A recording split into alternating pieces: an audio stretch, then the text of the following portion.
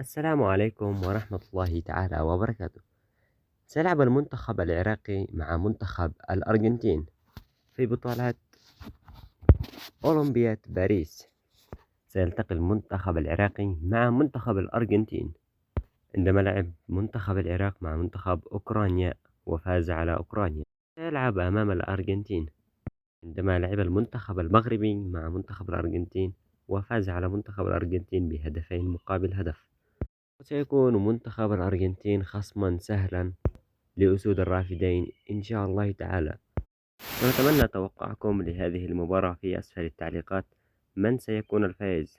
هل الأرجنتين أم أسود الرافدين بإذن الله في أولمبياد باريس؟ وهكذا قد نكون وصلنا نهاية هذا الفيديو، ونتمنى توقعكم لهذه المباراة في التعليقات، وتدعمونا بلايك واشتراك، ودمتم في أمان الله ورعايته.